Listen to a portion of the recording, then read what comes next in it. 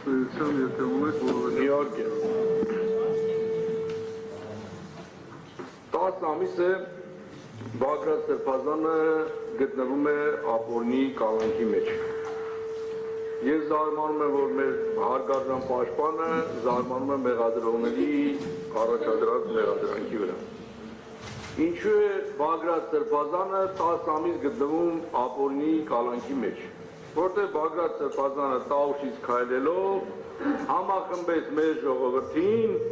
եւ համախմբեց ամբողջ ընդդիմությանը։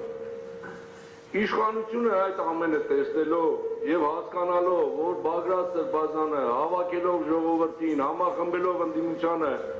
ոչ թե ահաբեկություն պետք է անի, այլ ժողովրդի ճնշման ներքո պետք է այս չարքի իշխանությանը հեռացնի, դրա համար է շինչ ու գործ այս 34 հատորը կարեցի եւ Բագրատ Սրբազանը գտնվում է կալանքի մեջ։ Հարգարժան դատարան, անկեղծ իմ կարծիքն եմ ասում, ես համոզված եմ, որ մեր մեղադրողներն էլ դուք էլ ուզում եք, որ 1 րոպե շուտ Բագրատ Սրբազանն էլ, ես էլ, բոլորս էլ լինենք ազատության մեջ։ Բայց եւ վստահաբար ասում եմ, որ ստեղ այս դահլիճում որոշումներ է կայացում են ոչ թե օրենքով, ոչ թե այն 34 հատորը ուսումնասիրելով, այլ որոշումները կայացում են կառավարության շենքում։ Հիմա դուք կարող ասեք ինձ վիրավորում եք, ես անկեղծ ձեզ չեմ վիրավորում։ Հիմա այս օգտանա, եթե որոշումները չեն կայացում կառավարության շենքում եւ կայացում են ստեղ,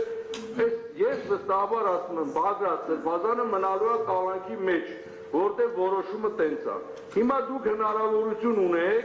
այսօր Բագրատ Սրբազանին ազատելով, ասեք, որ Արտուր Սարգսյանի համոզմունքը սխալ է,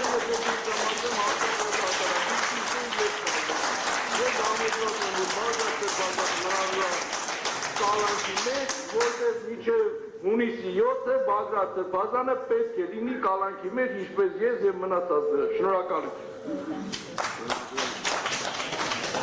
Բագրատ Սրբազան, լսում ենք ձեզ։ Զանգանում եք ասել այդպես։